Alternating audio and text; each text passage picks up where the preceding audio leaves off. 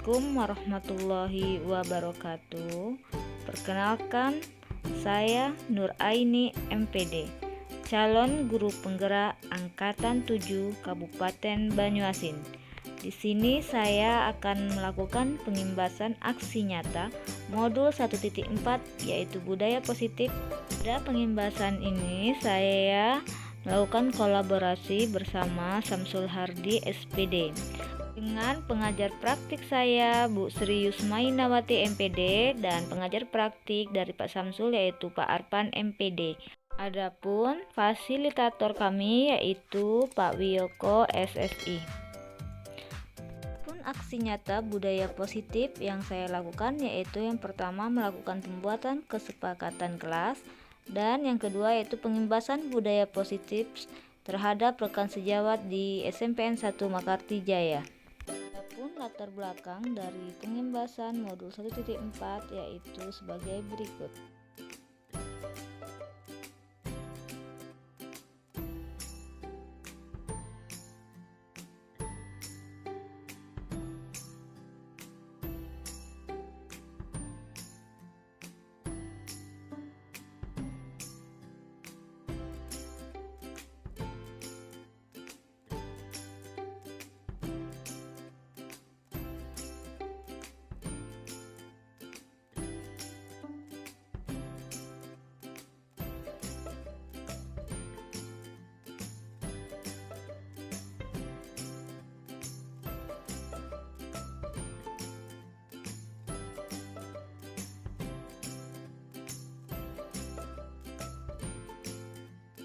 Tujuan aksi nyata dari kegiatan ini yaitu pertama memfasilitasi murid untuk dapat menyampaikan aspirasinya dan melaksanakan keyakinan yang telah disepakati dengan penuh tanggung jawab. Dan yang kedua yaitu mewujudkan murid yang memiliki karakter positif sesuai dengan profil pelajar Pancasila.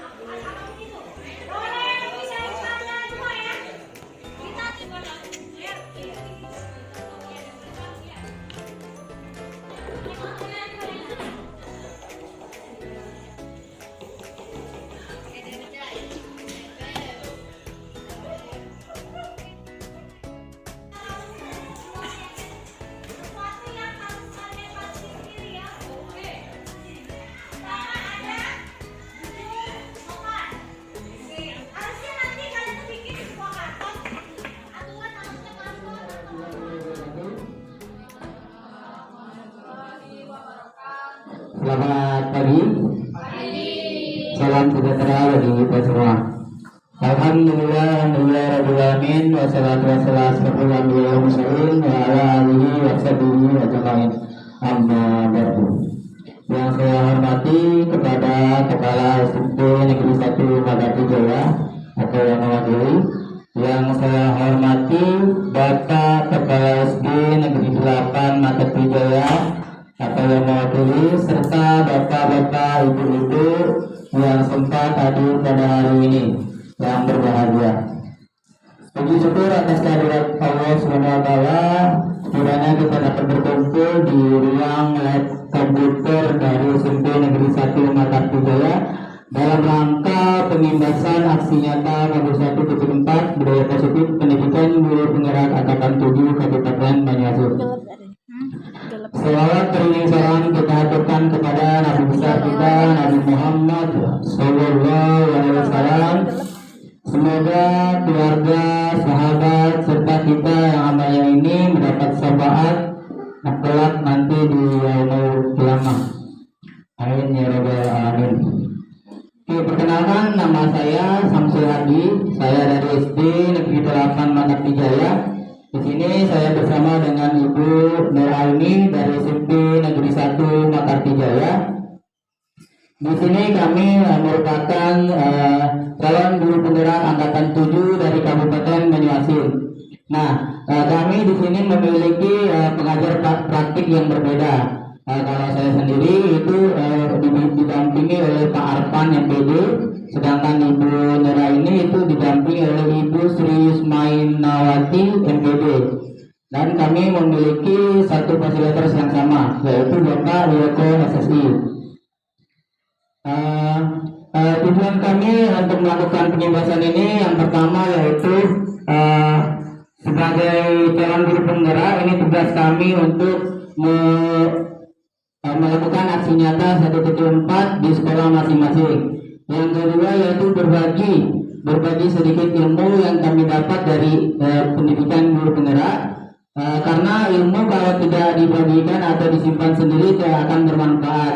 Maka dari itu kami membagikan biar agar berguna dan berkelanjutan di kelak nanti. Yang ketiga yaitu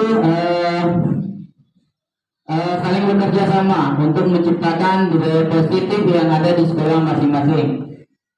Dari sini guru tidak akan bisa atau tidak akan mampu melakukan hal tersebut jika tidak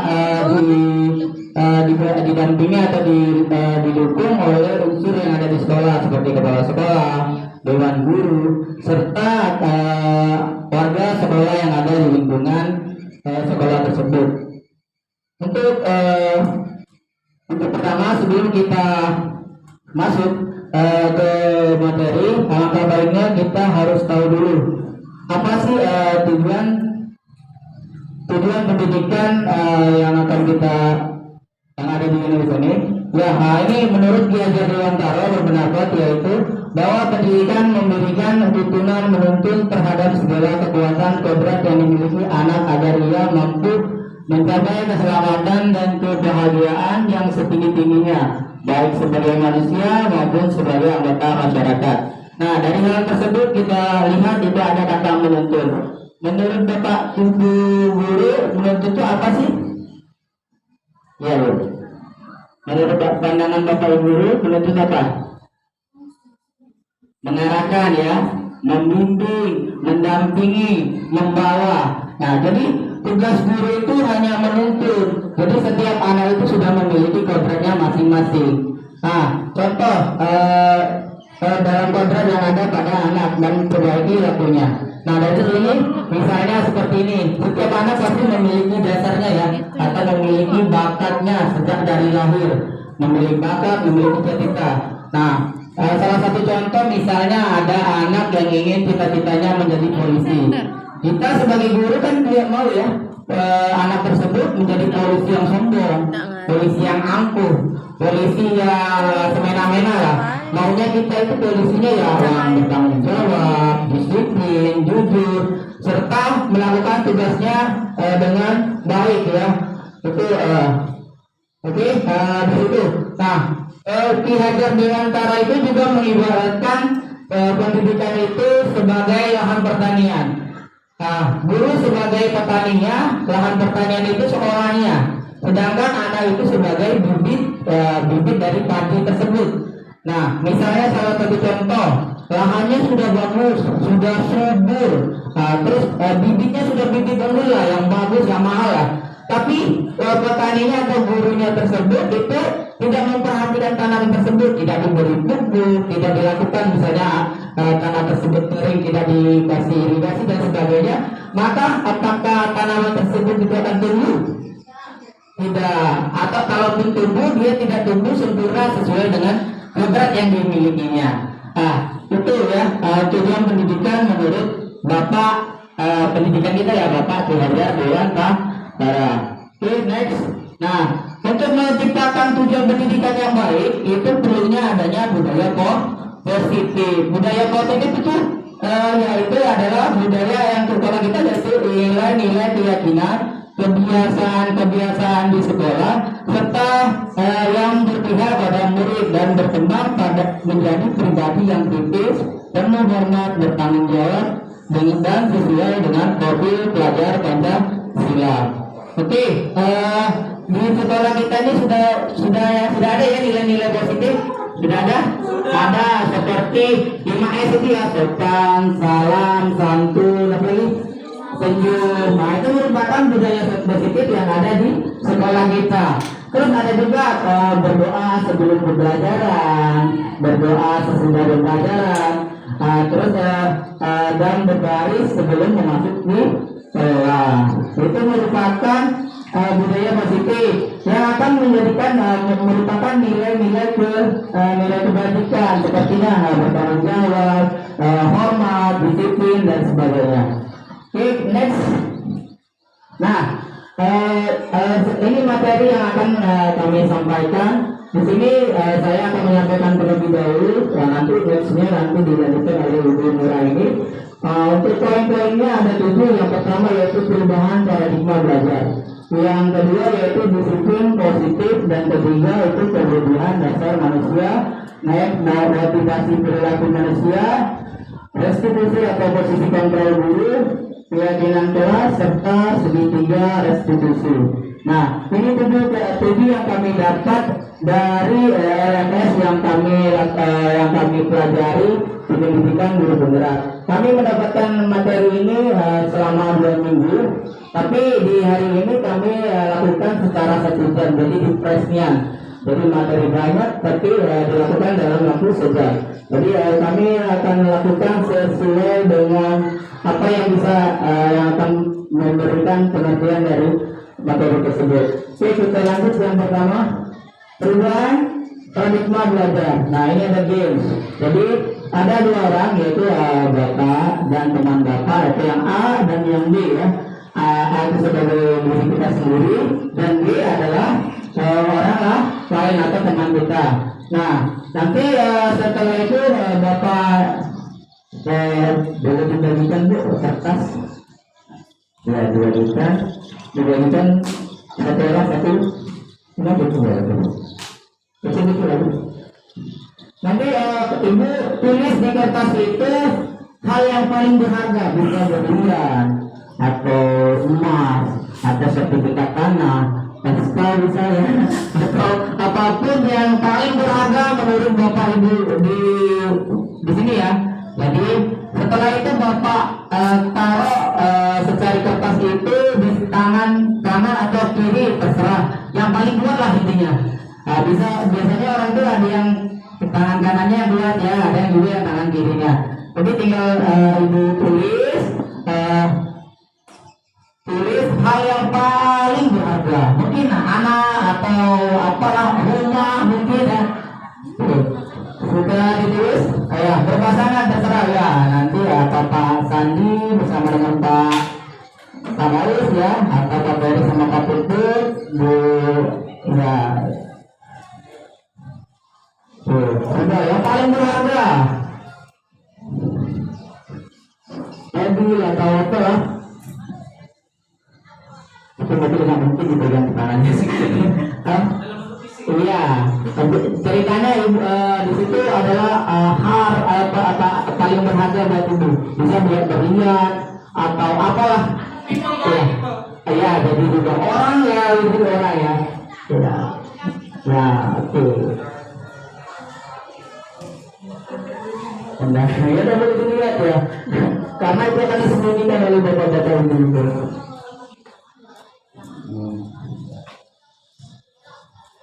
Sudah ya Bu ya? Sudah. Sekarang letakkan di tangan yang paling kuat ya, yang paling kuat untuk menggenggamnya. Iya, paling kuat. Oke. Ya, gantian aja. Terserah Bapak Daus dulu yang mau mengambil barangnya dari Pak Beri atau terserah, nanti bergantian aja. Oke, coba boleh dicoba dipaksa atau dirayu atau dihardik atau paling kerasnya dia. Dirayu lah, diiming-imingi, mau dikasih apa begitu. Terserah, biar sampai Bapak Berinya mau melepaskan hal yang paling berharga menurut dia. Dipaksa dia apa? Serius ya. Oke ya. Oh, dapat ya. Ya. Mungkin dari Pak Beri melepaskan itu Dia karena ada motivasi dari luar ya, karena rayuan, karena ancaman mungkin ya, kalau kamu nggak mau ngasih bunuh ya. Ya, ada faktor dari luar. Tapi kalau yang masih menggenggam tidak mau membukanya, itu berarti motivasi dari diri sendiri. Dia berkomitmen tidak akan memberikannya. Nah, disitulah karakter dari kodrat dari anak tersebut. Jadi setiap anak itu memiliki, walaupun dia melakukan tindakan yang kita lakukan dengan cara mengancam, mungkin mengadili, itu sebenarnya bukan diri dia sendiri, tapi dia hanya menuruti sesuai dengan mungkin penghargaan yang kita berikan atau imbalan atau ancaman atau hukuman yang kita lakukan kepadanya. Oke, kita lanjut ya. Itu hanya simulasinya. Oke, sekarang disiplin positif. Kita lanjut ke materi 2, yaitu disiplin positif. Nah, menurut Bapak Ibu, apa sih makna dari disiplin positif, disiplin tersebut? Ada yang tahu Ibu? Seperti begini ya, apa ini? Peraturan yang sekarang ya. Oh iya, dilakukan dengan baik sesuai dengan apa yang disampaikan ya, Bu. Ya, benar ya. Jadi disiplin yang disiplin itu sebuah nanti ya, kalau untuk artiannya ini secara artinya kemampuan memerintah diri sendiri dalam mengontrol dan menguasai diri untuk memilih tindakan yang mengacu pada nilai-nilai yang kita hargai dengan penuh tanggung jawab tanpa terperintah oleh orang lain. Nilai-nilai itu adalah nilai kebajikan atau sifat positif dari manusia, tujuan yang mulia yang dicapai setiap individu, yaitu nilai yang terdapat dalam profil pajak Pancasila. Itu nilai-nilai yang di sini ada nilai yang kita hargai. Jadi berarti kita mau membuang sampah itu karena apa? Kita kasih nilai kebajikan, nah, karena tempatnya biar bersih, terhindar dari penyakit mungkin. Jadi kalau bersih, belajar pun jadinya nyaman. Jadi kita kasih nilai-nilai kebajikan dalam pembelajaran, bukan sekedar peraturan aja. Kalau kita peraturan kan diperaturan dia karena takut dihukum mungkin seperti simulasi tadi. Oke, kita lanjut ke materi 3, yaitu kebutuhan dasar dari manusia. Oke, realitas atau kebutuhan setiap manusia berbeda-beda. Kita harus berusaha memahami pandangan orang lain tentang dunia. Setiap orang memiliki gambaran yang berbeda. Jadi setiap orang itu pasti memiliki gambaran yang berbeda. Tidak bisa kita menyamakan semua orang. Itu ada 5 dari kebutuhan dasar manusia. Yang pertama biologi atau cinta dan kasih sayang. Nah, yang kedua yaitu power, kekuasaan atau anak itu ingin jadi pemimpin atau gimana seperti itu. Spiritual atau tujuan hidup ya. Lanjut freedom atau kebebasan seperti itu. Terus lanjut fun atau kesenangan. Nah, agar lebih jelas lagi ini ada kasus dari Ibu Ayu ya. Ibu Ayu ini ngajar di kelas 5 SD. Ya, SD-nya SD lain yang Makati Jaya sedang bingung menghadapi ulah dari salah satu murid di kelasnya. Mungkin ada juga di murid Bapak Ibu seperti ini menghadapi ulah salah satu muridnya yang bernama Berta. Beberapa siswa datang mengeluhkan sikap Berta yang sering meminta uang kepada temannya dengan cara memaksa. Berkata ya, jika Bapak Ibu menghadapi masalah atau problem seperti Bu Ayu, sikap apa yang Ibu lakukan? Menurut Ibu atau Bapak, apa alasan Berta melakukan hal tersebut? Ya, dari sini sikap apa yang harus kita lakukan? Nah, mungkin kita langsung marah-marah ya, tanpa mengetahui sebab dia. Oh Berta, dasar ya, mungkin ya. Kita panggil dulu, Bertanya, kita tanyakan. Nah, ada 5 jawaban yang akan mewakili ya. Pertama yaitu ya cinta kasih. Mungkin di rumahnya itu ya dia kurang kasih sayang. Jadi dia perlu perhatian orang lain. Dengan cara dia mengambil uang orang lain menyebutnya. Jadi guru-guru memanggilnya mungkin itulah rasa cinta, pengen diperhatiin, pengen disayangin dan sebagainya. Kita lanjut itu kekuasaan. Mungkin pengen dia dijadikan seperti orang hebat yang kayak preman-preman itu. Jadi merasa dia lebih hebat. Jadi mungkin dia pengen jadi itulah intinya untuk merasa hebat lah, mungkin itu kebutuhannya. Atau ada juga bisa fun, senang-senang aja. Kalau anak itu nangis dia merasa senang. Ada mungkin ya bapak ibu ya, ada anak yang jahil yang pengennya kalau sudah anak itu nangis sudah senang, itu aja intinya, mentok di situ. Lanjut, ada juga kebebasan, mungkin dia kalau di rumah itu mungkin kayak gitu aja hidupnya. Kalau di sekolah lebih fun, jadi dengan cara seperti itu dia merasa bebas ya, belajar terus mungkin gimana gitu. Lanjut, simple kebutuhan hidup, mungkin di rumahnya itu dikasih uang jajan, jadi kasih uang jajan, mau jajan lihat orang jajan, pengen jajan, terpaksa dia meminta atau mengambil paksa dari temannya itu. Ya, jadi ada 5 kebutuhan khusus. Jadi tidak langsung kita marahin si Berta itu. Berta, gini enggak, tapi ada nanti dijelaskan dari Bu Nura ini itu tentang restitusi. Gimana dalam menghadapi ada namanya segitiga restitusi, itu menghadapi dari kasus si Berta ini. Oke, sekarang kita lanjut ke motivasi perilaku manusia. Ya, ini ada 3 poin ya. Yang pertama, untuk menghindari ketidaknyamanan atau hukuman. Misalnya kayak gini, Pak Sandi itu disuruh oleh kepala sekolahnya untuk datang ke suatu bingkai sekarang juga ya. Tapi Pak Sandi itu ada kepentingan lain. Nah, Pak Sandi tetap datang ke acara itu. Mungkin apa dasar dari Pak Sandi itu? Dasarnya mungkin takut kepada kepala sekolahnya. Kalau tidak mengikuti nanti ada apa aja. Itu motivasi eksternal ya, motivasi yang keluar dari orang lah, yang dari luar. Yang kedua, untuk mendapatkan imbalan atau penghargaan dari orang lain. Sama ya kayak seperti kita mau pergi ke pelatihan, ada nggak dapat uang nggak? Pasti ya. Ada kan? Ada pengen dapat penghargaan atau sertifikatnya ada nggak? Kalau nggak mau ah. Nah pasti ada motivasi dari eksternal. Untuk yang kedua ini harapan kita jangan dilakukan lagi karena ini motivasi dari luar, bukan dari diri kita sendiri. Kalau kita lakukan seperti itu terus akan jadi kebiasaan. Untuk yang ketiga ini yang patut kita kita yakini atau kita lakukan untuk menjadi orang yang mereka inginkan dan menghargai diri sendiri dengan nilai yang mereka percayai. Kenapa saya ikut pelatihan? Ingin menambah pengalaman, menambah ilmu.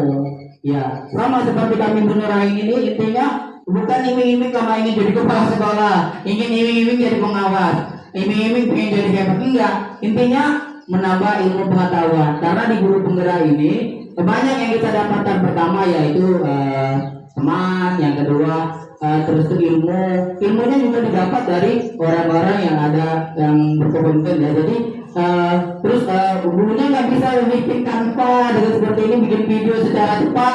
Dengan adanya guru penggerak ya, jadi ya karena ada timbal baliknya, itu faktor internal ya, motivasi internal karena ingin menambah ilmu pengetahuan. Oke, kita next. Sekarang hukuman dan konsekuensi.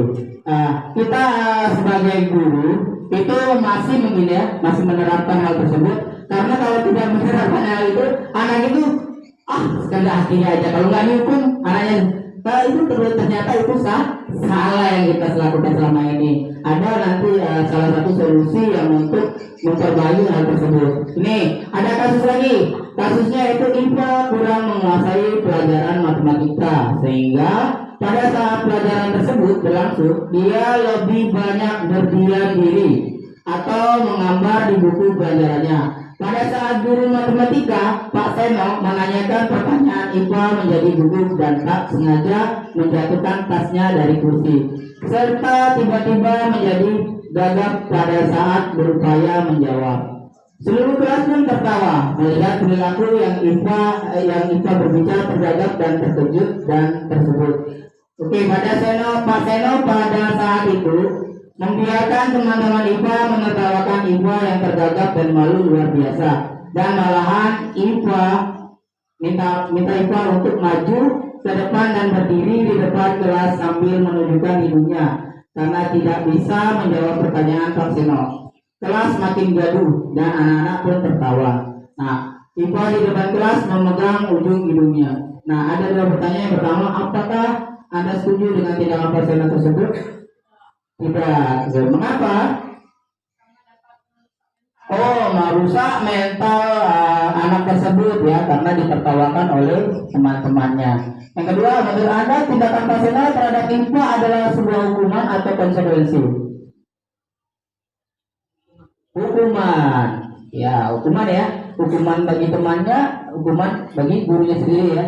Hukumannya kenapa? Dengan temannya ditertawakan. Yang merasa kayak orang dia ditertawakan di depan orang banyak. Kalau Pak Seno tadi ya itu dia disuruh maju ke depan, suruh memegang hidungnya. Ya, oke. Biar lebih jelas lagi perbedaan antara hukuman dan konsekuensi kita lanjut ya. Nah, hukuman adalah sesuatu yang telah direncanakan dan menyakitkan. Ini bukan direncana, tapi secara spontan. Biasanya dia menyangkut dengan fisik ya, atau batin dari mental dari anak tersebut. Itu konsekuensi itu telah disepakati. Jadi misalnya kalau kamu seperti ini, kamu harus menulis ya, tapi yang berhubungan dengan belajar tersebut. Namun pelanggaran tersebut diberikan yang menyakitkan. Intinya keduanya itu sama-sama yang tidak boleh dilakukan, karena itu tadi kita sudah mempelajari tentang kebutuhan dasar manusia ya. Jadi nanti ada namanya itu restitusi dan sebagainya. Oke, biar lebih jelas ini ada kasus ya, ada 5 kasus. Yang pertama itu lari keliling lapangan 2 putaran karena datang terlambat. Itu konsekuensi atau hukuman?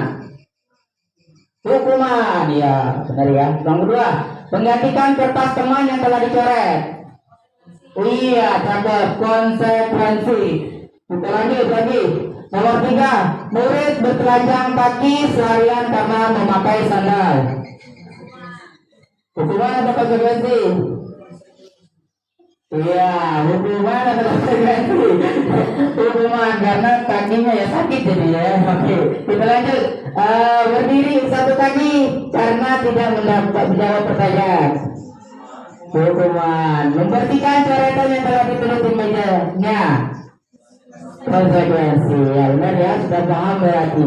Jadi untuk hukuman itu biasanya dilakukan secara spontan. Misalnya dia terlambat.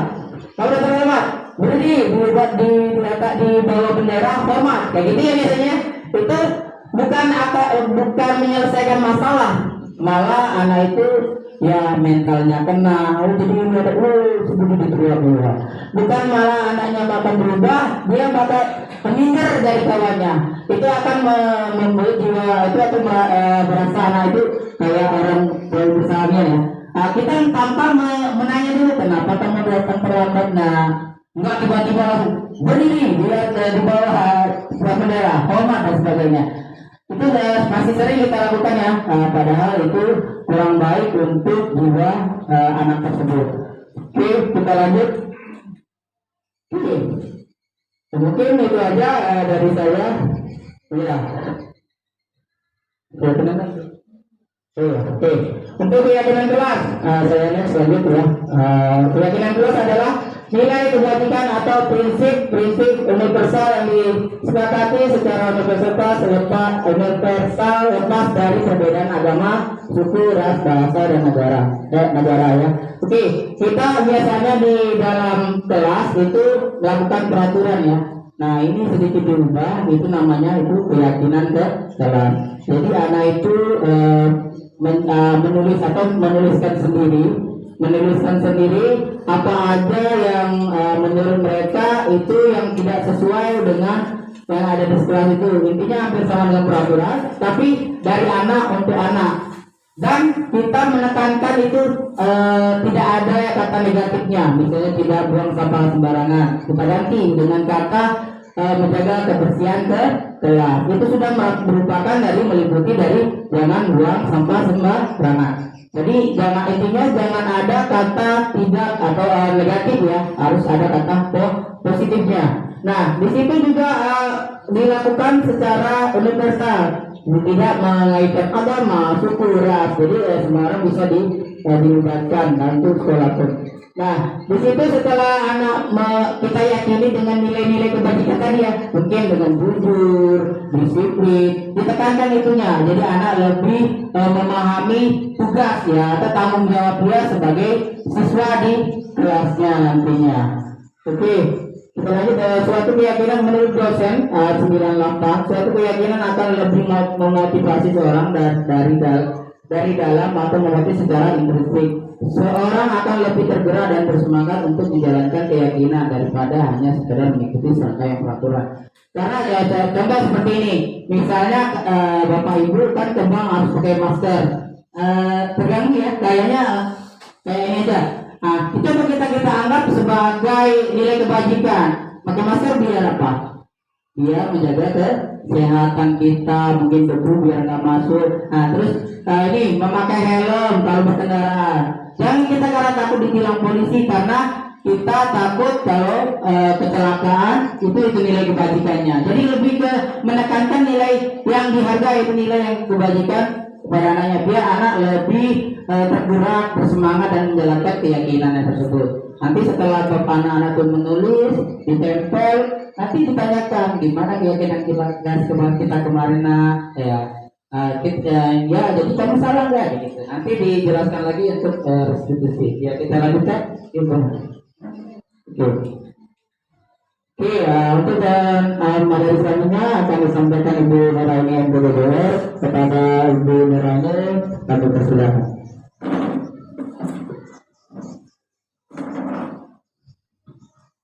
Ya, terima kasih kepada Samsul Ardi yang telah mempersilahkan untuk melanjutkan materi selanjutnya.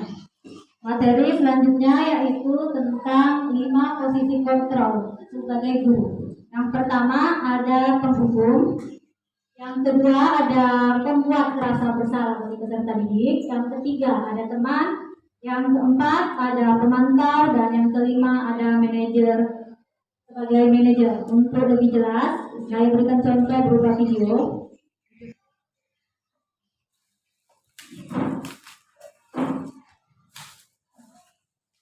Bisa diperhatikan ya Bapak Ibu, di sini ada 5 posisi kontrol berbagai macam.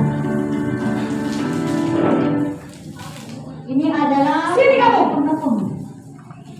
Guru sebagai penghukum. Selalu terlambat. Kamu deh pasti terlambat. Maaf Bu, saya Apa coba? Alasan kamu apa lagi? Kapan sih kamu tidak terlambat? Malas sekali ya kamu jadi anak. saya Dasar pemalas. Gak kapok-kapok sih kamu. Sudah berapa kali terlambat? Sana, kamu keliling lapangan basket 2 kali. Kenapa saya harus keliling lapangan basket Bu? Kenapa? Kamu melawan ibu? Berani-beraninya jawab. Sudah terlambat, masih berani jawab pula. Sekarang, keliling lapangan basket 5 kali sekalian. Biar kapok. Cepat. Pergi sana ke lapangan basket. Sini ada posisi sebagai membuat rasa bersalah, memberikan rasa bersalah kepada peserta didik. Selamat pagi Bu.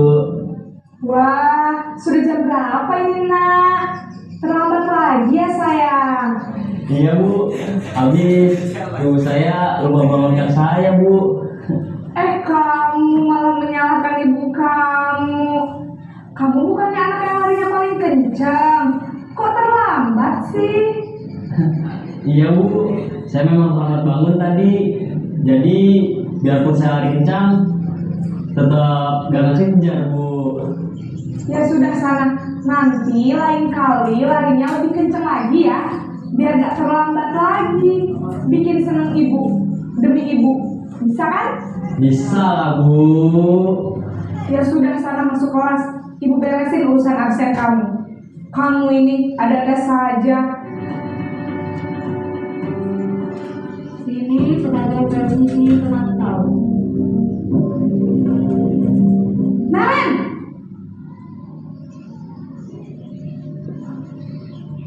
Selamat pagi Bu.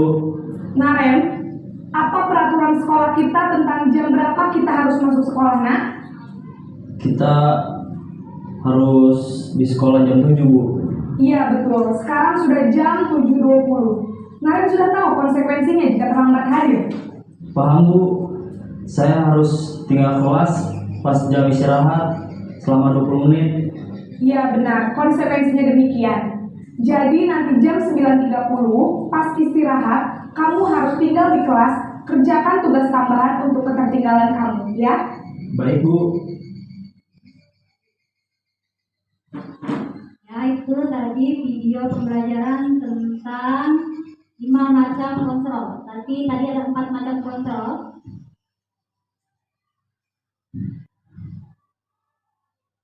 Tadi ada 5 posisi kontrol guru kepada peserta didik. Yang pertama tadi setelah melihat video ada penghukum.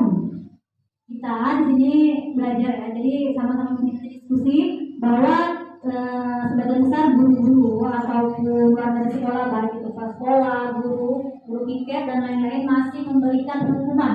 Jadi sebenarnya itu untuk peserta didik itu tidak baik dan tidak budaya positif ini diharapkan setelah misalnya nanti mendapatkan sosialisasi ini mungkin kita lebih berdiskusi lagi dan mencari cara. Nah, dari empat ini ada penghukum, yang kedua ada pembuat rasa bersalah. Yang tadi dengan membuat rasa bersalah itu akan memberikan dampak, memang terlihat seperti lembut, terlambat ya nak, ini memang terlihat lembut, tapi itu memiliki dampak negatif kepada peserta didik. Karena apa? Dengan dia membuat rasa bersalah, dia seakan-akan misalnya nanti ibu yang kena marah kepala sekolah itu jadi tidak baik untuk anak. Takutnya ada beberapa anak yang mentalnya nanti dia akan menjadi rendah diri atau dia kurang percaya diri karena merasa gurunya menderita karena dia itu membuat rasa bersalah. Selanjutnya ada yang sebagai teman. Tadi sebagai teman dia lebih, sebagai teman terlihat bahwa lebih ramah gurunya kepada peserta didiknya. Tapi di sini juga memiliki dampak, mungkin ada yang positif, tapi di sini lebih menekankan kalau teman ini negatif karena dengan posisi kontrol teman ini dia peserta didik ini tidak akan mandiri jika dia dilepaskan oleh gurunya tadi yang sebagai teman. Atau mungkin kita biasa nunggu di sekolah kalau ada guru yang mungkin lebih humble, dia lebih seperti teman, ada yang gurunya mungkin lebih berwibawa. Nah, biasanya siswa itu takutnya dia dengan posisi kontrol sebagai teman, dia akan hanya menyukai guru-guru tertentu yang dia anggap sebagai teman tadi, yang harus dianggap dia sebagai sangat humble tadi. Jadi kita sebagai guru pun harus memiliki batasan tertentu kepada peserta didik. Yang selanjutnya ada yang sebagai pemantau. Misalnya saya kasih contoh tadi, ada sebagai pemantau dia memberikan hukuman, kemudian disuruh karena dia terlambat istirahat, disuruh jangan istirahat, mengerjakan tugas yang tertinggal. Dengan posisi pemantau ini mungkin biasa juga kita lakukan, tapi ini juga kurang baik. Karena apa? Pertama, selain karena dia kurang mandiri, siswa juga kurang mengerti kenapa dia dihukum.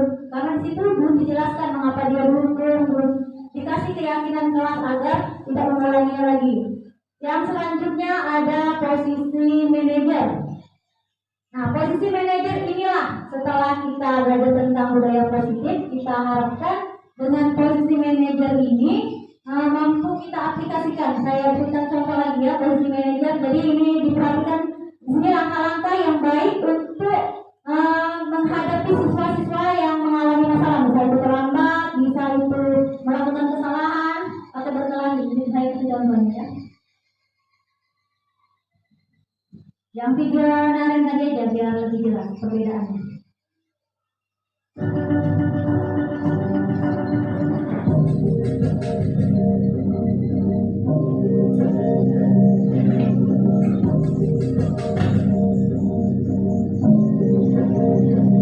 Naren!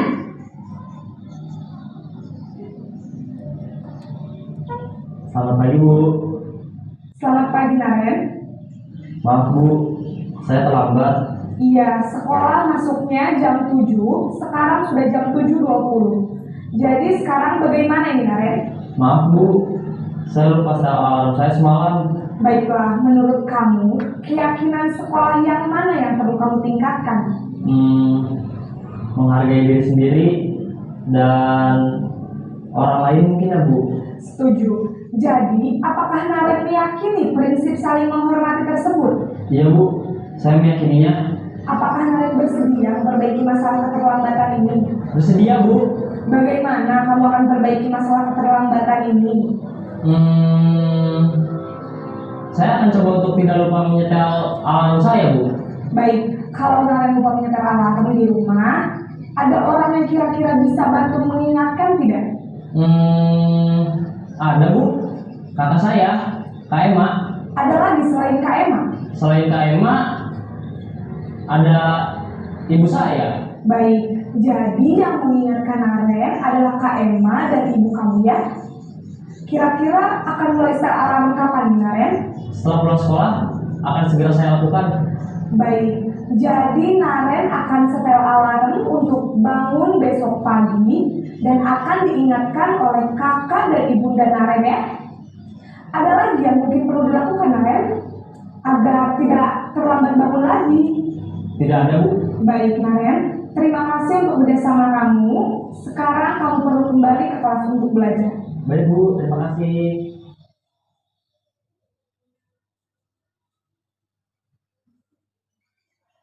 Nah, itu tadi contoh dari posisi kontrol sebagai manajer.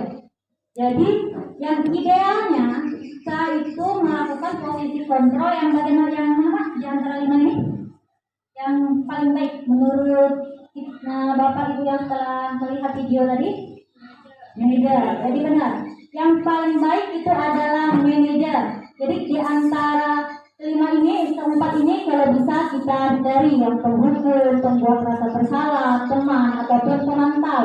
Karena dengan posisi manajer tadi ada beberapa hal-hal yang perlu dilakukan. Dalam posisi manajer ini ada namanya restitusi. Nah, di sini ada juga bagian poin yang kurang di tadi, yaitu bahwa guru itu tidak baik sebenarnya kalau memberi suatu penghargaan. Ada yang memberikan motivasi, kan kita membiasakan diri kalau misalnya dikasih contoh di sini ya. Kasih contoh di sini misalnya lomba taman nanti mendapat piala juara ini. Sebenarnya itu dalam budaya positif juga tidak baik. Karena dengan adanya penghargaan dari budaya positif, kita tuh fungsinya adalah menumbuhkan kesadaran anak dari diri sendiri. Jadi kalau dengan adanya penghargaan, kita bisa contoh. Misal dia lomba bulan ini akan diumumkan, baru dia kerjakan. Tidak diumumkan lagi, dia tidak memperbaiki taman lagi. Disitulah kelemahan dari sebuah penghargaan. Maka itu posisi yang paling baik adalah manajer. Adapun langkah-langkah untuk posisi manajer, yaitu dengan restitusi, di sini saya akan mencoba.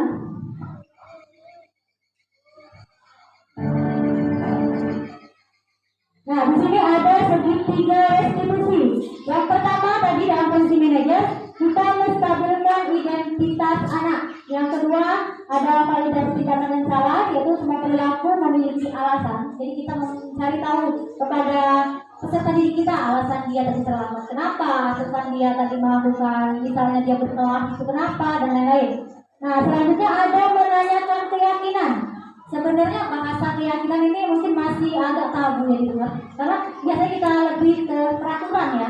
Tapi sekarang sebenarnya tidak boleh lagi mengatakan peraturan, tapi keyakinan. Baik ada dua jenis keyakinan, bisa itu keyakinan kelas ataupun keyakinan sekolah. Jadi dengan keyakinan misalnya keyakinan kelas atau keyakinan kelas, gurunya wali kelas sudah mungkin di awal dia sudah membuat bahwa kayak suatu perjanjian bahwa dia tidak akan pernah terlambat dan lain-lain. Itu keyakinan kelas. Kalau keyakinan sekolah misalnya bisa memakai sepatu berwarna hitam, terus pakaian dimasukkan baju, itu contoh dari keyakinan sekolah. Di sini ada contoh dari yang ini masih yang manajer tadi, menstabilkan identitas. Jadi ketika anak melakukan kesalahan, kita melakukan pertama menstabilkan identitas. Itu bagian dasar dari segitiga untuk mengubah diri anak dari orang yang gagal menjadi orang yang sukses. Jadi inti tujuannya adalah anak itu bagaimana sih supaya dari tadi yang tadi melakukan kesalahan untuk kedepannya tidak mengulanginya lagi. Nah, kalau bisa tadi kita menghindari menghukum, membuat rasa bersalah, teman atau itu kita lupakan, jangan kita gunakan aplikasikan hal tersebut, lipat baca tersebut tadi manajer. Di sini menstabilkan identitas. Contohnya kata-kata atau kalimat yang bisa kita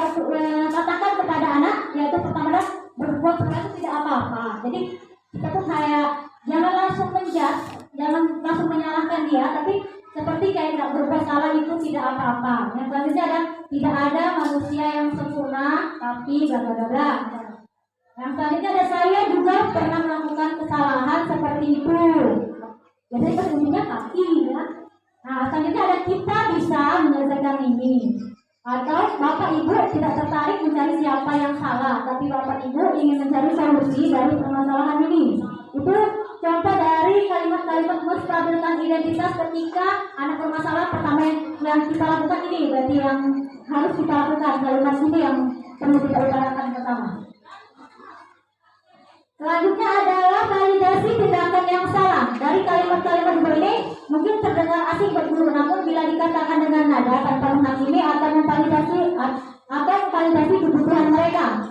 Jadi di sini lebih kayak misalnya contohnya, padahal kamu bisa melakukan yang lebih buruk dari ini. Jadi benar-benar emang kita sebagai guru, tidak sebagai posisi manajer, dilarang langsung menjudge atau menyalahkan dia, tapi kita harus motivasi dia dulu untuk agar dia tidak down dulu. Atau biasanya kan sekarang kalau guru dia belum apa-apa sesuai otak kedua, jadi dia lebih yang cuma berpikir dalam posisi anak itu bagaimana sih supaya dia bebas dari hukuman.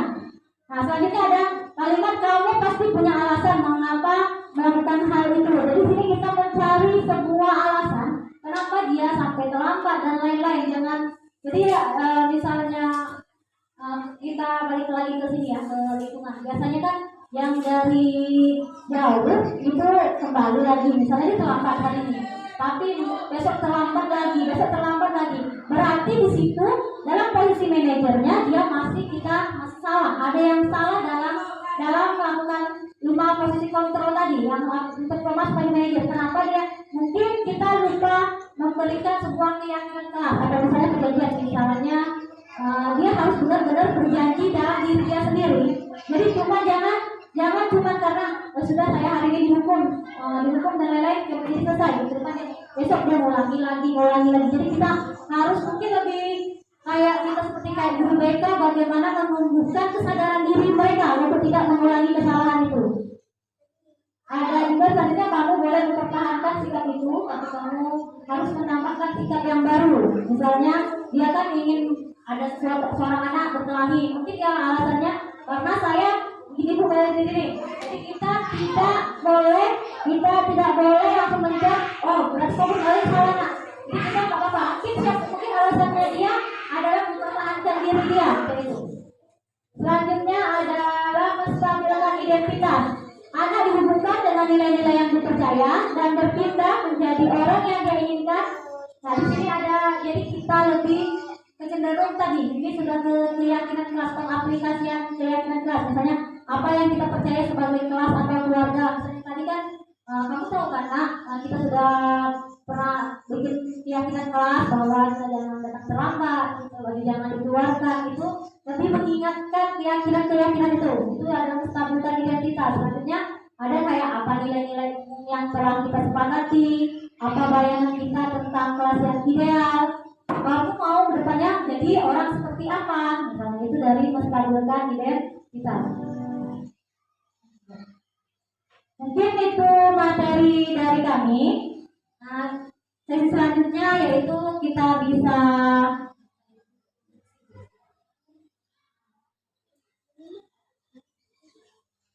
di sini. Selanjutnya sebelum tanya jawab mungkin ada sesi berargumen atau mungkin bisa sharing di sini. Kira-kira dari setelah kita mendapatkan materi ini, kira-kira susahnya di aplikasiannya di sekolah ini apa? Kira-kira supaya itu mungkin lebih, apalagi terutama ada guru-guru BK, dia jadi lebih tahu, jadi kita saling berbagi informasi. Bagaimana ada yang ingin berargumen dari materi ini? Kira-kira ada kelebihan dan kekurangannya untuk pengaplikasian budaya positif ini di sekolah? Bagaimana Pak? Secara umum sudah baik.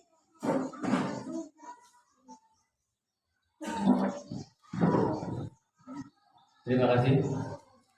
Dari penyampaian yang telah disampaikan baik oleh Pak Samsul Hadi maupun Bu Nur Aini, secara keseluruhan materi yang disampaikan pada hari ini itu sudah sangat baik, sangat bagus, dan kami di sini mendapatkan gambaran-gambaran. Jadi tahu mana hal yang seharusnya kita lakukan dan mana yang seharusnya tidak kita lakukan. Karena di sini dalam pengimbasan aksi nyata di sini itu yang kita kembangkan adalah budaya positif. Jadi bagaimana kita dalam hal tutur kata dan sebagainya kepada siswa itu harus bersikap positif. Jadi seperti itu. Jadi terima kasih atas pelajaran dan pembelajarannya pada hari ini sehingga kami di sini semua bisa tahu dan mengerti, dan ke depan bisa menyusun langkah-langkah apa yang akan kami lakukan di sekolah kami demi terwujudnya budaya positif di lingkungan masing-masing dari sekolah kami. Terima kasih.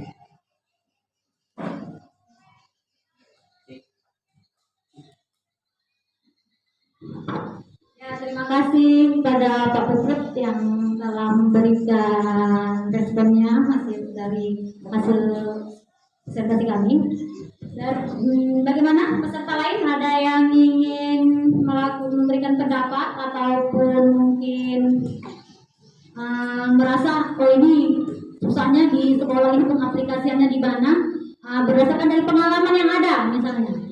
Ada yang ingin menambahkan? Bagaimana Pak Komang Agus Andi ingin menambahkan?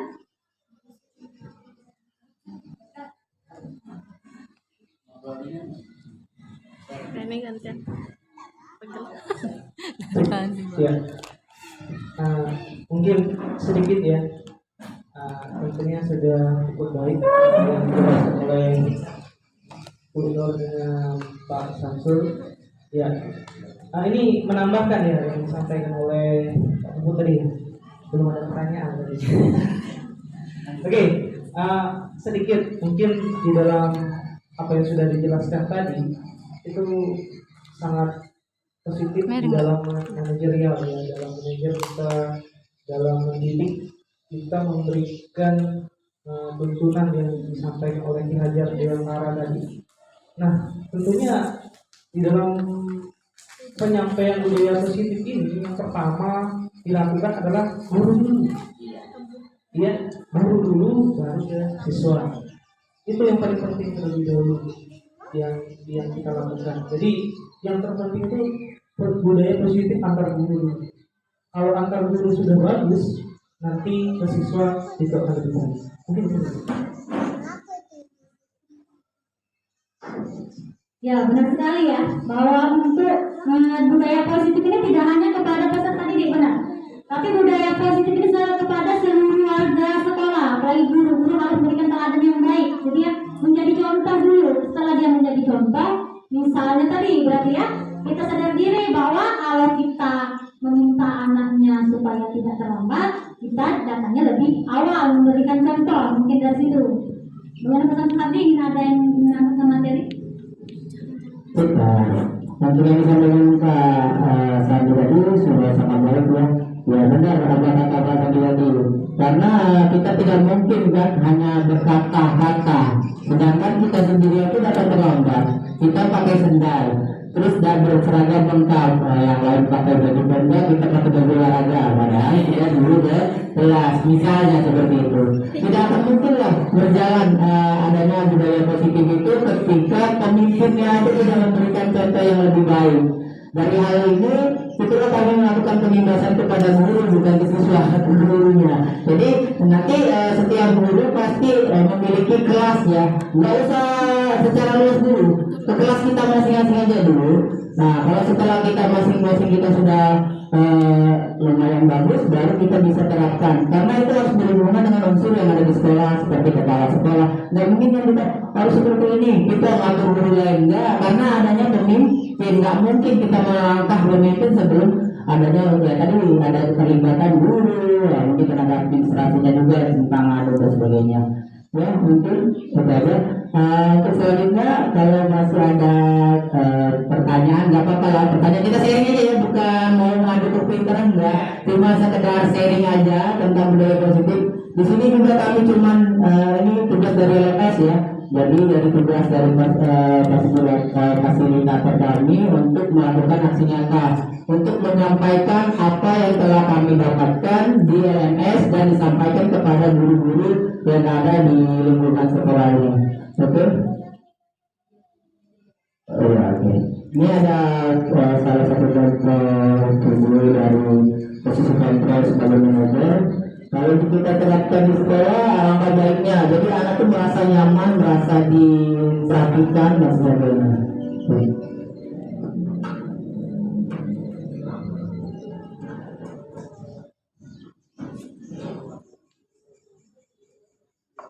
Iya, Sarah. Siap, Pak. Sudah lama nggak ketemu Sarah? Kenapa hari ini ada di sini? Kesel, Pak. Kesel banget. Masa aku dikatain tukang fitnah, Pak? Ya aku marah lah. Aku udah dikatain Eka di depan kelas. Kesel banget. Oh begitu. Ya pasti kamu marah dan kesal. Bapak juga akan marah apabila ada yang menuduh Bapak seperti itu. Kemudian pada saat itu kamu mau melakukan apa? Ya saya harus ngatain Eka lah, Pak. Kesel banget. Saya bentak-bentak dia depan teman-teman lain. Oh begitu. Pasti kamu melakukan seperti itu karena suatu alasan tertentu, kan? Iyalah, masa saya diam saja, Pak? Ya saya bela diri lah. Masa saya dituduh tukang fitnah? Ya wajar lah. Mempertahankan harga diri itu sesuatu yang penting buat kamu. Untung kamu tidak berpikir gagal lagi, hanya membentak-bentak. Iya, Pak. Untung saya masih bersabar dan hanya membentak saja. Sudah gemes padahal. Saya pasti bela diri lah. Ya pasti ya. Tapi kamu memilih untuk tetap bertahan dan bersabar. Kamu memilih untuk tidak berbuat lebih parah lagi, kan? Iya. Nah, sekarang coba kita lihat lagi tindakan kamu yang bentak-bentak Eka di kelas. Tindakan kamu itu kira-kira sesuai dengan keyakinan kelas atau prinsip kamu tidak? Enggak lah, Pak. Capek, Pak, jadi pemarah. Jadi keyakinan atau prinsip mana yang kurang sesuai dengan keinginan kamu? Ya, saya sebenarnya sangat menghargai orang lain. Mungkin saat itu saya menjadi emosi, jadi tidak menunjukkan sikap itu. Kamu meyakini tidak? Menghargai orang lain itu penting buat kamu. Yakinlah, Pak. Iya, setuju. Kita harus saling menghargai. Namun, ada juga keyakinan yang kita sepakati yang perlu kita jalankan apabila kita sedang marah, bukan? Ya, saya bisa lebih proaktif, mulai dengan diri sendiri. Saya bisa jadi lebih bersabar, mengambil waktu jeda untuk berpikir mau apa selanjutnya. Kira-kira kamu bersedia memperbaiki masalah ini tidak? Bersedia, Pak. Kalau kamu memperbaiki masalah ini, kamu akan menjadi orang seperti apa? Saya akan menjadi orang yang bertanggung jawab kali ya, Pak. Dan senantiasa proaktif. Iya, menurut kamu bagaimana rasanya menjadi orang seperti itu? Ya nyaman lah, bangga bisa bersabar dan menahan diri. Baiklah kalau begitu. Yuk kita pikirkan bagaimana memperbaiki masalah ini. Ya, ini video dari tentang segitiga restitusi ya. Kita tidak langsung menyalahkan anak itu karena dia membentak-bentak di kelas, kita marahin di situ. Itu akan memberikan hukuman bagi dia. Dia tuh nanti merasa aduh gimana. Jadi akan merusak mental si anak tersebut. Nah, cara yang dilakukan bapak tadi itu benar, dipanggil lah, curhat pendapat di dalam ruangan kelas, ruangan kantor ya. Jadi ditanya dulu, distabilkan dulu. Pertamanya sih marah-marah ya, tinggi-tinggi. Setelah distabilkan, lama-lama lunak ya, karena tahu nilai yang ada, nilai-nilai kebajikan tadi yang kita jelaskan tadi, nilai kebajikan tadi tentang bersabar, terus itu tidak melakukan meminta tersebut. Terus setelah itu baru kita menanyakan keyakinan kelas atau keyakinan sekolah yang telah diterapkan di sekolah tersebut. Ya, hampir mirip berdasar benar kata Bu Merenta, hampir mirip peraturan. Cuman kalau peraturan kan langsung plak gitu. Ini kita melibatkan siswa sebagai yang menjelaskan, siswa yang berpendapat dan siswa pun yang menyelesaikan. Jadi kita sebagai ya tadi sama kalian menuntun. Kita di sini posisinya cuma menuntun aja, menuntun anak itu agar lebih baik lagi. Kita padahal anak itu ya sebenarnya ada di kodrat alamnya itu sudah ada garisannya kan. Jadi itu garisannya baru sama-sama. Kita hanya mempertebal aja. Ya, mentang-mentang anak tidak bisa matematika, kita marahin. Setiap anak memiliki keahlian keterampilannya. Nggak pintar di akademik, mungkin dia di keterampilannya, mungkin pintar main bola ya dan sebagainya. Ya, tugas kita itu harus tahu dulu di mana identitas anak itu sebenarnya. Bukan kita semena-mena kita maunya anaknya jadi presiden semua. Enggak ya. Setiap anak sudah memiliki kodratnya masing-masingnya. Oke, itu aja. Dari begitu atau dari penjelasan kami, mungkin ada yang masih kurang berkenan di hati Bapak Ibu. Kita sharing bersama aja. Di sini kami tadi ya kami ulangi lagi, kami bukan sepintar, tapi di sini kami cuma berbagi ilmu, berbagi pengalaman aja. Oke. Ya, ada yang mau bertanya? Iya, oke.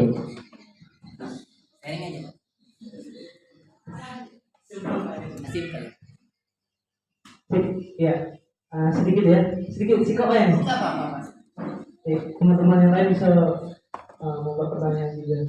Nah, ini mungkin pertanyaannya simpel ya. Mungkin tidak ada kaitannya dengan yang kita lakukan pada hari ini tentang budaya musik, tetapi ini pernah terjadi ya. Nah, bagaimana sikap Bapak Ibu sebagai moderator hari ini, sebagai narasumber hari ini, menyikapi terhadap anak yang kita tidak naikkan pada kelas? Bagaimana itu solusinya? Apakah kita itu sudah berbuat budaya positif atau bagaimana? Coba jelaskan sedikit.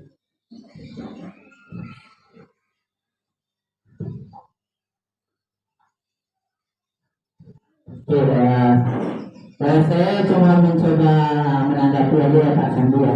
Oke, untuk yang lain ini bukan di sekolah Pak Sandi aja, di setiap sekolah itu, apalagi kurikulum kita memerdekakan anak ya. Jadi kalau kita melakukan hal yang seperti yang disebutkan tadi, maka kita melanggar ya. Anak itu memiliki kebebasan.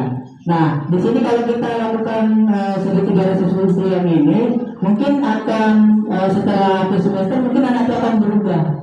Nah, kalau kita melakukannya di akhir, mungkin gimana mau berubahnya? Karena ini kan proses panjang dalam jangka panjang, bukan jangka singkat. Kayak hukuman itu jangka singkat Pak. Kita hukum, apa dia besok nggak mau lagi melakukan itu? Pasti dia makan teman. Paling buang sampah. Paling keliling lapangan. Nah, itu saya juga sudah mengalami di kelas saya. Setelah tidak kerjakan PR, ambil sampah, buang sampah. Dibuang sampah. Besoknya buang sampah lagi Pak, yang itu ya. Jatuhnya kita tidak memberikan pelajaran bagi anak itu, malah memberikan kebiasaan yang buruk. Nah, untuk yang kasus Pak saat ini, jika segitiga resolusi ini dilakukan secara bertahap, akan mungkin ada perubahan. Kalaupun anak itu tidak akan berubah, berarti masih ada, seperti kata pengerai ini, masih ada salah kita. Penekanan nilai yang dihargai itu seperti apa? Nah, mungkin ada yang masih masih ada revisi lagi lah. Mungkin sharing sama guru lain, gimana ya? Aku sudah melakukan seperti ini, tapi anak itu masih seperti ini. Nah, jadi tinggal diskusi. Dan kalau sudah ada mentok-mentok lagi ya kepala sekolah itu yang jadi curhatan kita terakhirnya ya. Tapi kalau insya Allah setelah kita lakukan segitiga resolusi ini, kita akan melakukan perubahan dalam proses pendidikan yang ada di khususnya di Kabupaten Banyuasin. Itu aja yang bisa saya tanggapi Pak. Kalau masih mungkin dari yang lain bisa memiliki pendapat yang lain, Bu Nuraini.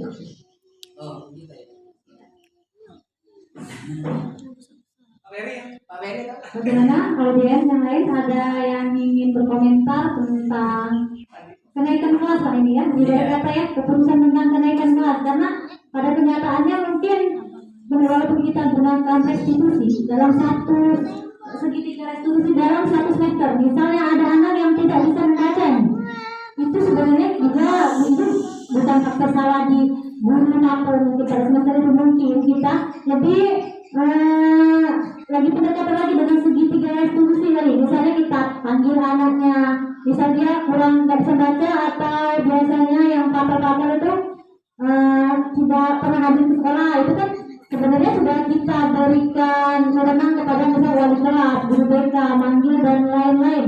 Jadi tapi kalau misal pada akhirnya nanti sudah dilakukan segitiga restitusi ini, tapi anaknya sendiri ya itu apa boleh buat seandainya memang tidak naik kelas, kalau memang boleh tidak naik kelas, tapi asal dengan mungkin hasil diskusi kepada seluruh guru. Jadi menurut saya ya, kalau memang mencapnya memang sudah melakukan segitiga restitusi, terus sudah berdekatan dengan wali murid, setelah kita lakukan bimbingan secara ekstra, misalnya dia tidak bisa membaca dan berhitung misalnya. Tapi seandainya kita belum lakukan, karena kita berpikir, yang penting saya mengajar, tapi kita tidak mau meluangkan waktu kita lebih untuk kepada anak-anak yang tadi yang bisa nekat tadi. Berarti itu bisa saya katakan salah pada gurunya seandainya kita belum memberikan waktu kita untuk membimbing anak tersebut. Tapi kalau benar-benar sudah maksimal, menurut kita sebagai guru sudah melakukan itu maksimal, tapi ternyata tidak bisa naik kelas, menurut kami itu yang nggak apa-apa. Kalau udah kelas sadar, dia lebih bisa belajar lagi untuk ke berikutnya. Mungkin dia berpembelajaran untuk pembelajaran tahun itu, agar tahun depan lebih baik lagi. Gimana Pak Saku? Mungkin Jadi yang penting itu adalah membuat keyakinan. iya, ada jelas nilai-nilai yang harus dihargai, bukan larangan ya. Kalau biasanya larangan itu malah sering dilakukan karena larangan atau ya udah harus dilanggar maksudnya. Nah, kita harus menanamkan nilai-nilai kebajikan yang harus diperoleh anak tersebut. Bukan kata jangan buang sampah sembarangan, itu larangan, jangan itu ya. Harusnya jagalah kebersihan atau gimana ya. Jadi intinya dari jaga kebersihan itu kayak tadi seperti aja itu. Oke, yang lain? Ya, mungkin itu saja hasil dari presentasi kami. Kalau salah kami mohon maaf ya kepada Allah Subhanahu. Kami akhiri. Semoga bermanfaat bagi kita semua. Assalamualaikum warahmatullahi wabarakatuh. Waalaikumsalam. Ya, oke. Ya, boleh dilanjutkan makannya Pak. Terima kasih banyak ya. Nama saya Muhammad Nur, Kepala SMP Negeri 1 Makati Jaya. Saya sangat mengapresiasi guru-guru SMP Negeri 1 Makati Jaya dalam mengikuti program pemerintah, yaitu mengikuti seleksi calon guru penggerak, dan salah satunya adalah Ibu Nuraini MPD yang telah lulus seleksi calon guru penggerak angkatan 7. Selaku calon guru penggerak Kabupaten Banyuasin, Ibu Nuraini telah melakukan pengimbasan aksi nyata, yaitu modul 1.4 mengenai keyakinan kelas dan budaya positif. Sebagai kepala sekolah, saya berharap budaya positif dapat diterapkan dengan baik oleh pendidik dan tenaga kependidikan maupun peserta didik di SMP Negeri 1 Makati Jaya. Dengan adanya budaya positif diharapkan kedisiplinan dan keadaan sekolah semakin nyaman dan tentram. Demikian yang dapat saya sampaikan.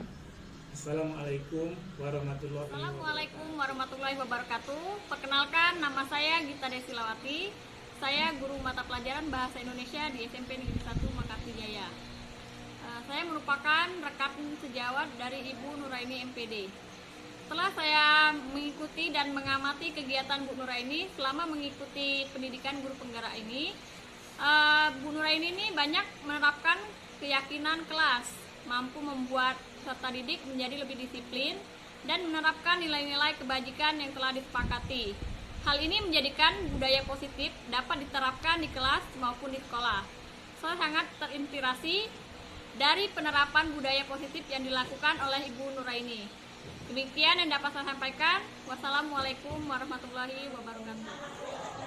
Assalamualaikum warahmatullahi wabarakatuh. Perkenalkan, nama saya Alin Anggraini, murid kelas 86 SMP Negeri 1 Makati Jaya. Selama ini, Bu Nuraini telah mengajarkan nilai-nilai kebajikan. Saya bersama teman-teman dan Bu Nuraini telah membuat kesepakatan berdasarkan nilai-nilai kebajikan yang telah disepakati bersama. Saya merasa senang membuat kesepakatan kelas ini, karena saya dan teman-teman bisa belajar dengan nyaman dan tentram di kelas. Terima kasih. Wassalamualaikum warahmatullahi wabarakatuh.